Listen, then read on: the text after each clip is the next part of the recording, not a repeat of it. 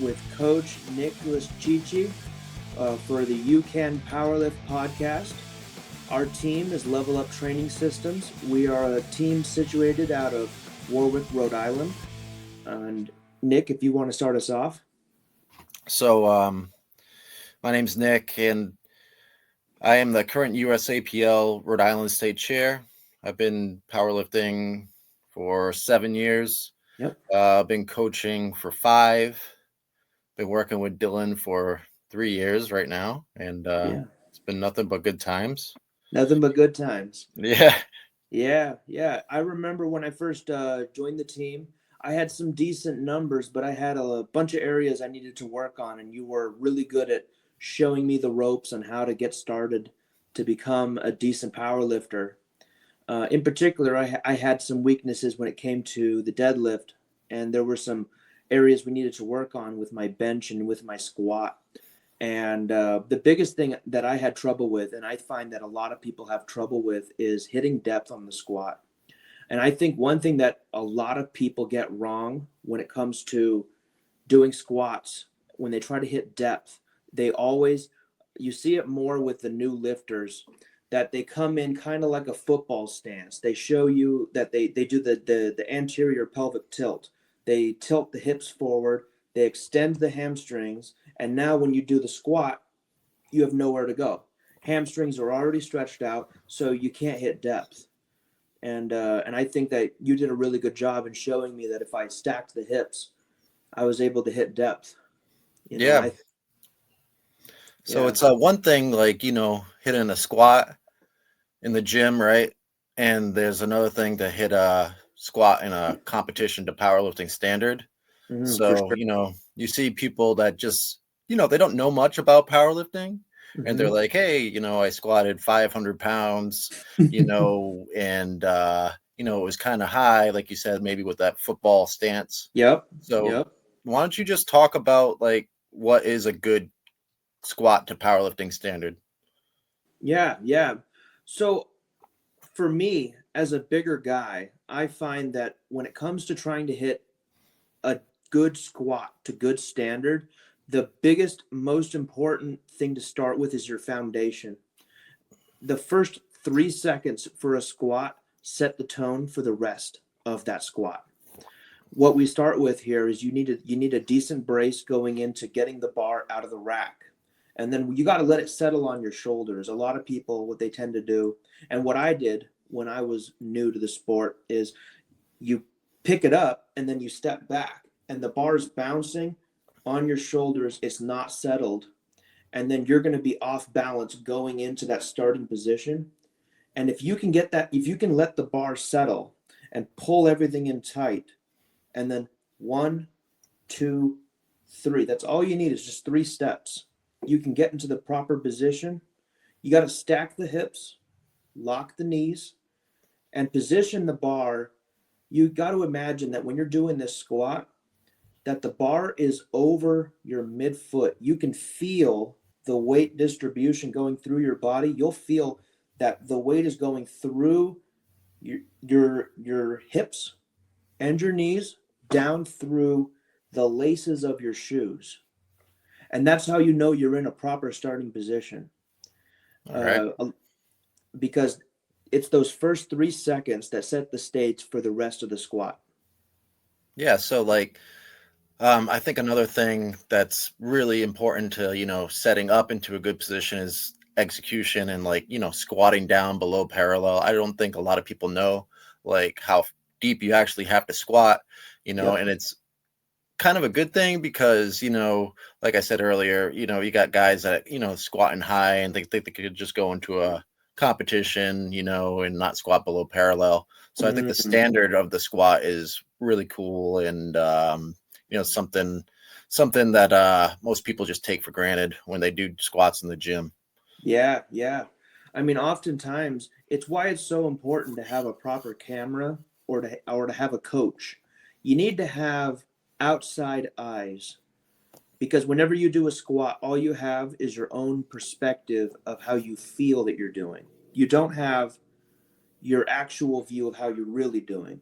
And so if you don't have your coach there, or a buddy to tell you that you're hitting depth or that you have the bar nice and situated on the proper spot on your back, you're going to make mistakes. And you may not notice it. The bar could be moving back as you're going up or leaning forward, rolling up on your neck, as we call it. Yeah. And those little mistakes, they won't affect you when you're in your volume training.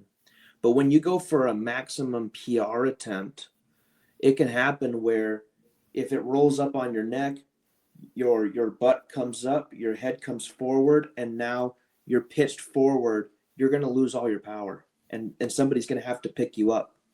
Yeah, proper technique's definitely key. Yep. So, I know this, but why don't we let the audience know like about your powerlifting journey and like how long you've been powerlifting, maybe how many competitions you've done, Yeah. what was your best competition, what's your favorite competition, what do you got going Mm. on in the future? All right. So I started back in 2022. I joined the team. I was introduced by a girl called Virginia, and she was a member of our team. She saw me benching pretty heavy at a local gym, and she said, "Are you doing powerlifting?" And I said, "No, I'm not, but I would totally be down to do it." And she put me in contact with you, and then that's how we got things started. In the fall, we had the Festivus meets of Mass Strength. That was the Yeah. first meet we did, and it was a cold one, but it was a really nice meet. Um, I remember I that last deadlift. Still to this day, I remember because I was new to the rules. I dropped it before it hit the ground. Yeah. Yeah, that was the biggest mistake I see new lifters make with the deadlift. Is you get used to when you're in the gym, when you're done with that deadlift, you just drop the bar. I dropped the bar. But yeah, I've been doing this for about 3 years now, and I have done 9 competitions so far. The recent one we went to was the what was it called? The 2025 Titan Barbell Open, Yep. where I did on the squat, I did 601 pounds. On the bench press, I set the state record for Rhode Island at 485 pounds. And I locked out 501 on the bench, but unfortunately, my butt came a little bit up. And we'll get to that in a moment. We'll talk about how to keep your butt on the bench during a competition, and what can go wrong when it comes to your leg drive and how it can affect your butt coming up. Um, and then with the deadlift, we did about 535, which was it was some good numbers Yeah, for good our meet. competition for you. Yep. Definitely some room to grow, but we're gonna come back for those Yeah. regionals in September. So Yep. something to Yep. look forward to. Yep. I just think that from your first competition to your last competition, there's been a lot of growth, especially Definitely. that bench press has gone out of control. You know what I mean?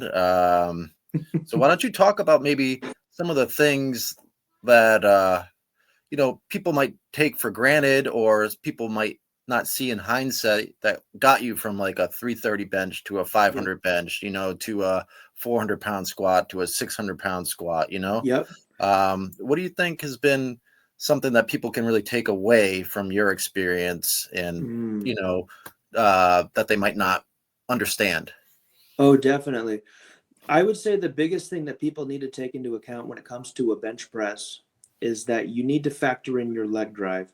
I see a lot of lifters, even in competitions. As a person who has done so many competitions, I've seen my share of bench presses. I've seen the good, the bad, the ugly, and I've seen the beautiful when it comes to bench presses. And I'd say the number one most underutilized technique is leg drive. And one thing that people need to take into account is that when you are pressing your feet directly straight down into the floor and you're pushing the bar straight up, you're not really taking advantage of true leg drive. And that was something that you showed me how to do when I joined the team. And within a short time, my bench went from 325, 330 when I joined the team with you. Within a month or two, we did 365 pounds. And Yep. what the biggest thing that we did was, instead of pushing the feet straight down into the floor, you push the feet at an angle so that your feet are going this way and your butt is going down the bench, but you're going this way. And if you take that bar and instead of pressing it straight up, if you press it in a slight angle going back, you don't have to do it as aggressive as I do it, but if you have a nice slight angle on the way up, that leg drive, you can transfer leg strength into the bar path and push a lot heavier weight than you otherwise would normally be able to do. Yeah. So I think like, understanding technique, is huge. And I think for me as a coach, if I were to take a lifter, I would try to explain to them that, it's not going to happen overnight. Yep. It's one day at a time, but we're really playing the long game. Like you said, you did 9 competitions and, Yep. you've grown it quite a bit. And, from what I understand with you working with you is we continue to grow, Oh yeah. so, um, you know, 3 years really, it's just like the tip of the iceberg. But I would say, for working with athletes, I see them come and go. So what is your biggest piece of advice to, stay in the sport? The biggest thing that you have to do is you need to do, I would say, 2 or 3 things are going to be necessary for you to really want to stay in the sport. One is you need to have goals. You Mm-hmm. need to have short-term goals and you need to have long-term goals. And what you have to do is you can't let a period of bad stagnation or a minor tweak or injury steal your motivation. You need to, in order to progress and grow, you need to have long-term strategy. You have where you started and where you want to go. And if things aren't working, you need to make changes to your strategy. You can't let if you go into a meet and let's say, your prep wasn't very good. You lost strength. Maybe you bombed out one of the events and so you couldn't get a medal. It's Mm-hmm. humiliating. It's happened to a lot of people, but it's not a time to throw in the towel. You can always bounce back from that. And as far as staying into the sport, goals, I mean, especially, I would say it's goals, but then the second thing that we need to talk about here, injury prevention is the major thing. I see a lot of lifters that when they get a good taste of true raw strength and they start getting stronger, they want more. And that's good. But the big thing we got to watch out for is ego. I see it happens all the time that once we get that taste of power, we want more. We keep pushing. And if you have any pains or injuries, you need to nurse them and take care of them and drop the weight down. I see it happen too often that people push through pain and it leads to bad things. Yeah. Yeah. So I would agree, I feel like, in order to be like a really good, successful power lifter, you Yep. need to have like kind of a high pain tolerance and be pretty resilient because the pain's going to happen. It's going to come, Yeah. right? Yeah.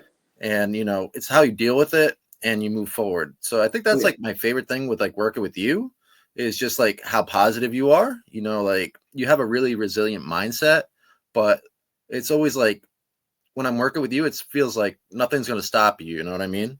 Mm-hmm. So I think that's been huge in your growth. Yeah. Um, I've I've had worked with my, other people who haven't been so positive, and I hate to see right. people come and go out of the sport. Yeah. It tends to happen. You'll have people that things happen in life. They get, let's say they start a family or they end up moving away or they get inducted into, maybe they join the Coast Guard or the Navy and now they don't have time for the sport. But I find that if you balance your schedule, there's a good way to squeeze in powerlifting, even if it's a smaller scale than it Hmm. was before. You don't need to quit the sport entirely. And as far as my way of dealing with tweaks and pains, I've had my share of tweaks and pains, and I've always managed to deal with it. I've had pec tweaks, no tears, just that like it'll start hurting, and then I just reduce the weight. I've had it where my back's bugged me, and then I worked with you, and what did we do? We did accessory work to build up my lower back, right? Hmm. I've had it where my knees are bothering me, and then we did a step back to work on technique. Every time that any kind of roadblock or barrier popped up, I knew that with sufficient PT and recovery, I was able to get through it. Yeah. And for me, I think the sport powerlifting, it's for everybody. Me starting powerlifting, it was kind of like a bucket list type of thing. When I was going to turn 30, I wanted to compete in a powerlifting meet. You know what I mean? Yeah. Fell in love with the sport. It's done a lot of good for me. But it might be just, hey, try to be like that awesome grandpa who steps on the platform for the first time, or try to go win nationals and everything in between. So that's what I really love about the sport. Oh yeah. I've had people compete in their first competition going up against a world champion. I think that's another interesting Yep. aspect of the sport, just how competitive it is, but how vast it is.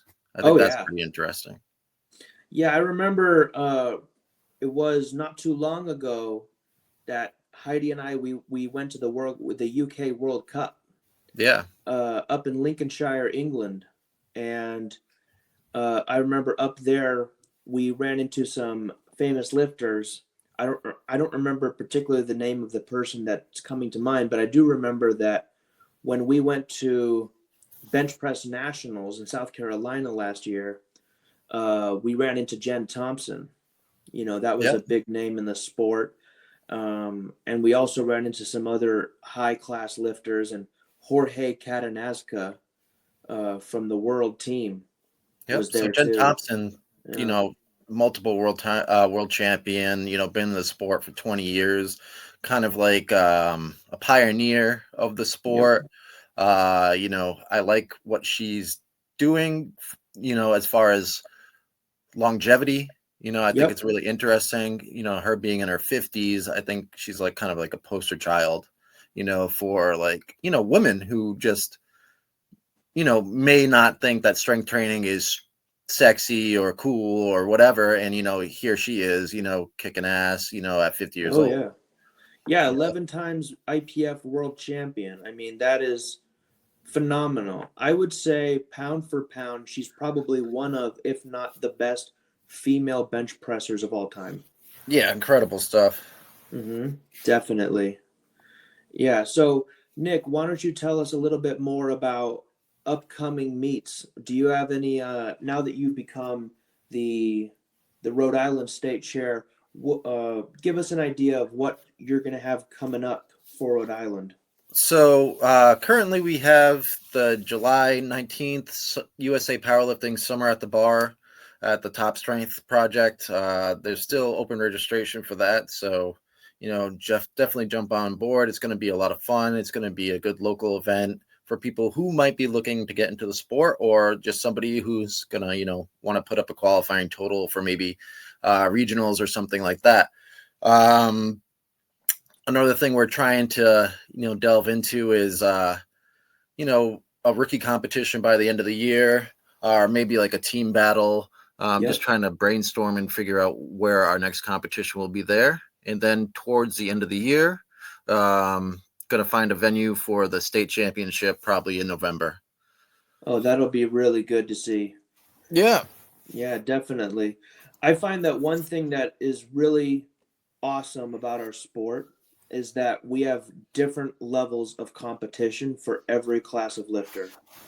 You have your local meets, your state meets, and then your regional meets, and then your national meets and your world meets. And I find that it's because we have all these different tiers, you have something to climb towards, but then you also have it where somebody who's new, somebody who's getting into the sport, they have less experience.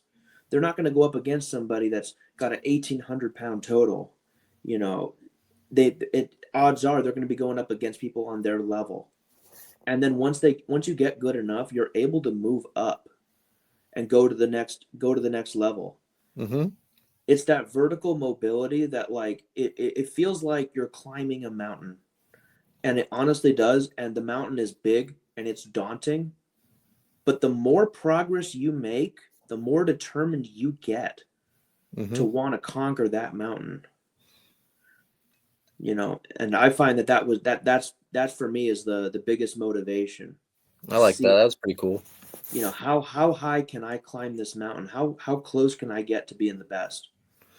Yeah, and like you just said, you're trying to go towards that, top end of the spear there, Yeah, and there's something to be said about that, but again, for the sport, you could go in and just do a couple meets, have some fun. It's just really versatile. So, it definitely is. There's you definitely know, health benefits too. yep. Strength is the biggest predictor for health, Hmm. especially when we get up in age and our bodies start to deteriorate. The more you have strength, the more you have freedom. It's when we stop moving and we lose our muscle and our bone density that now we have to move into like a retirement home or assisted living. Especially for older individuals in the sport, just keeping up that muscle mass, keeping up that bone density is the biggest predictor for you having the freedom to do what you want to do in life. Absolutely. So I've there's been, definitely go ahead. so there's definitely real world health benefits. And as far as risk of injury goes, I would say powerlifting is probably one of the best sports when it comes to the prevention of injury risk. Because if you compare it to action sports like baseball, soccer, tennis, or even football, it doesn't matter how strong you are, there's always going to be a chance that you're going to get injured in a way. Now, with tennis, it's a lot lower. It's actually comparable to powerlifting. But football, you can get really good and have a guy hit you in the knee just right, and you're done. But in powerlifting, it's you and the bar. Yeah. You get to set your own weights. And if you're not feeling 100%, you can dial down the weights for that day and come back another time. That's something that we don't see in a whole lot of other sports, particularly in strongman. They tend to, in your weight class, so they'll have something like where you pick up a big stone or a big rock. They'll say, okay, everybody in this weight class, this is the weight you will attempt to lift. And you either can pick it up or you can't.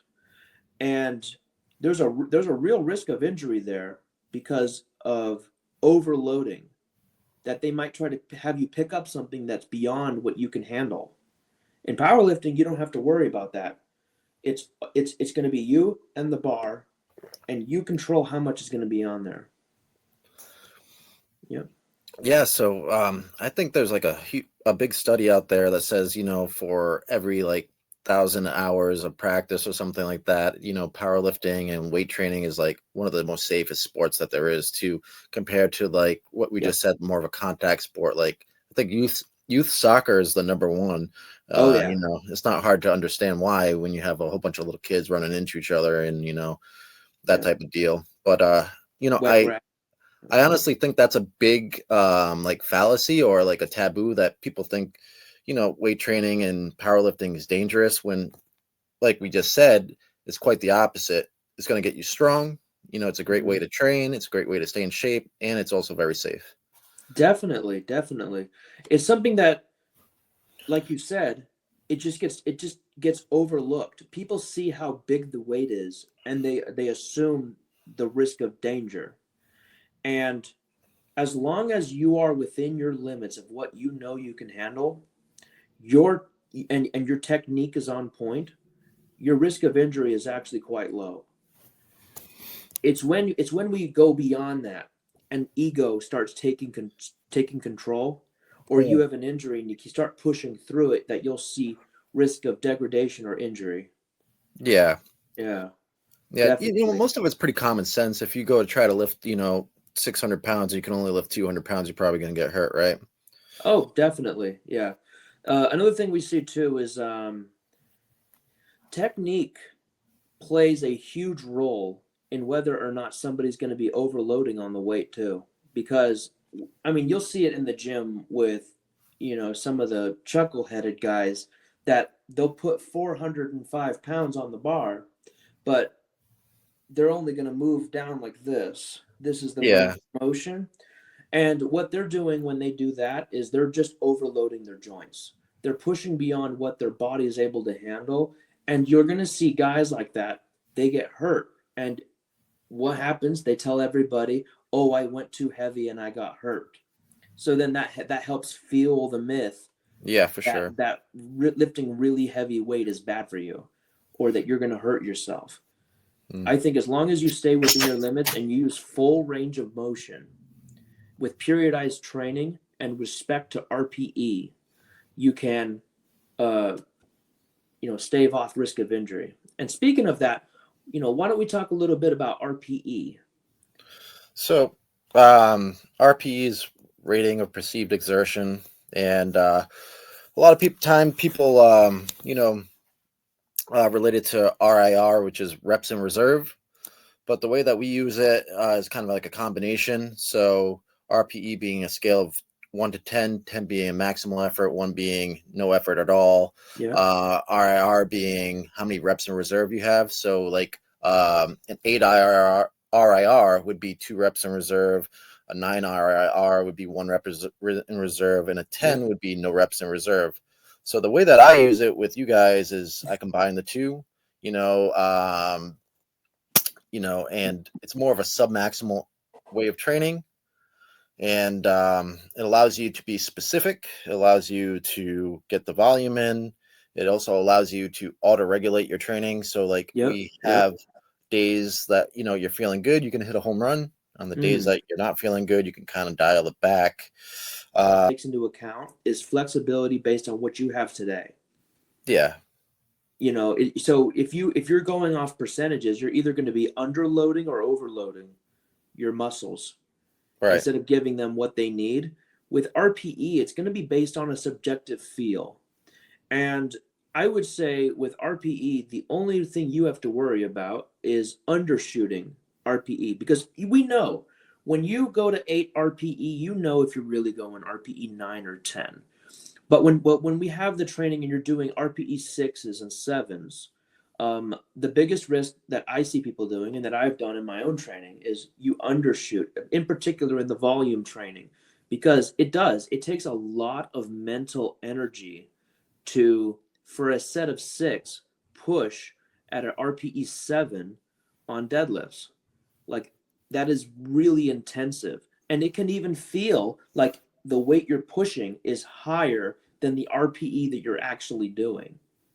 Which is why it's so important to record your sets, Yeah. because sometimes it feels like it's moving slow, but you're really actually explosive and you really have more than you think you do.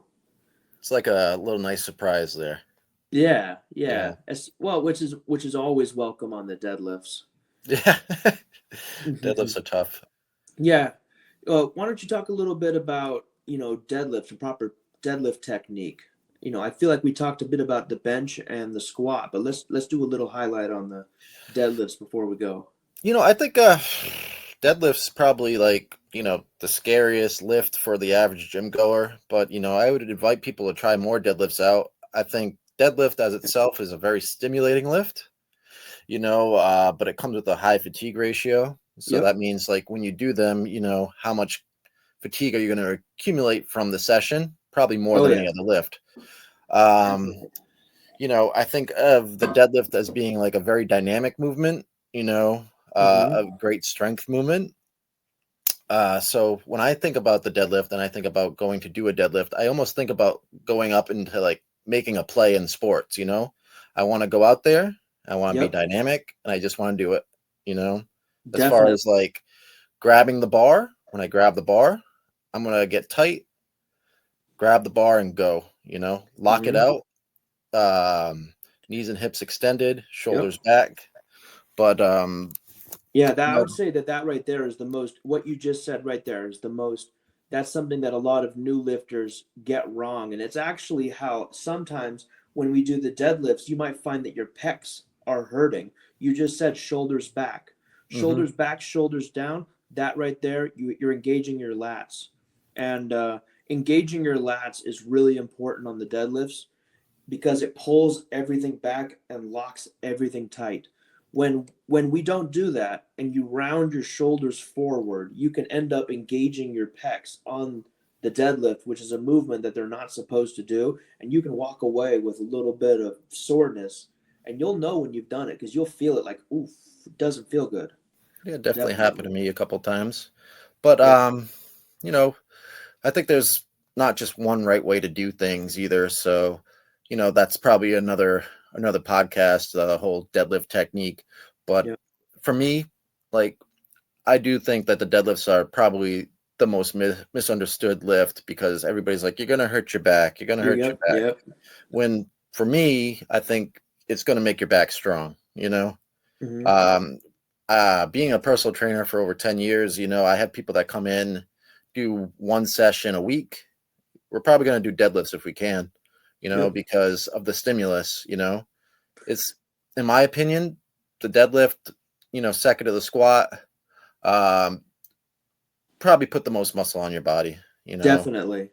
It is something that's going to blow up your back. And I'm not Yeah. saying in a bad way, but it's definitely going to put on a bunch of mass into your hamstrings, your glutes, and even your quads can benefit, particularly if you're engaging in quads off the floor.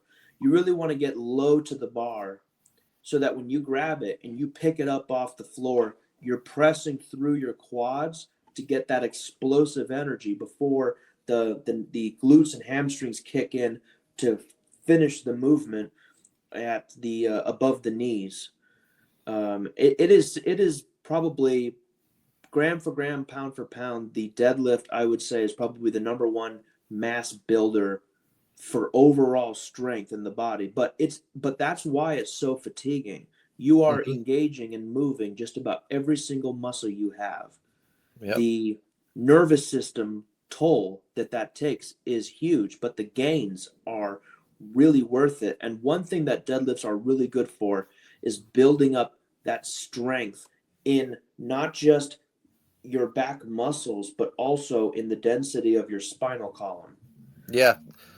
So, the erector spinae muscles that run up the spine, those probably take longer to recover than almost every other muscle in your whole body. So, Yep.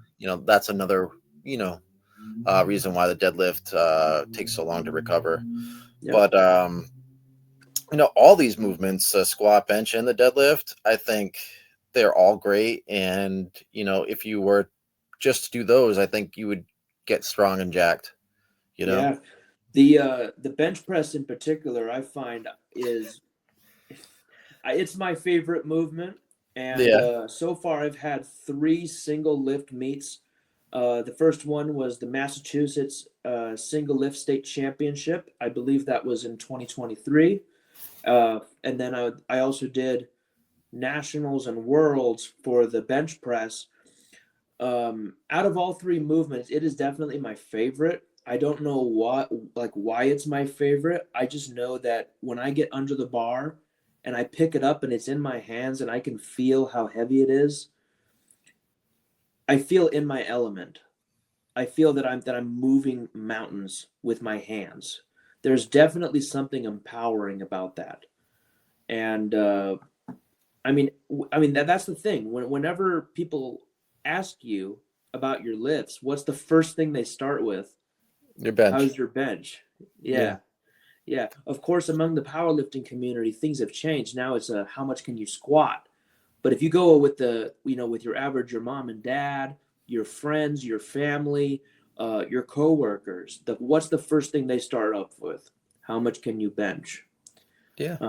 So there's definitely a little bit of a confidence builder that comes with having a big bench, but there's also huge benefits to be had in growing that upper body mass because growing your upper body empowers you to do more in everyday life because what do you use most in order to move things around? You use your hands, you use your arms. And building up your legs is secondary to that, but it's also not, because moving everything together, you can't really separate having a big strong upper body from a lower body, which is why we have in our sport squat, bench, and deadlift. Everything comes together, and we're always going to have, you're going to have your favorite lift and you're going to have a poverty lift. It is seldom that you'll come across somebody who's good in all three. But if you work on your weaknesses and focus on where you're weakest, you can become a very well-rounded lifter. Yeah, I agree. All right, brother. I think that's a good positive note to end on. Yep, I agree. Yeah, thank you. Yeah, yeah, man. We'll do this again.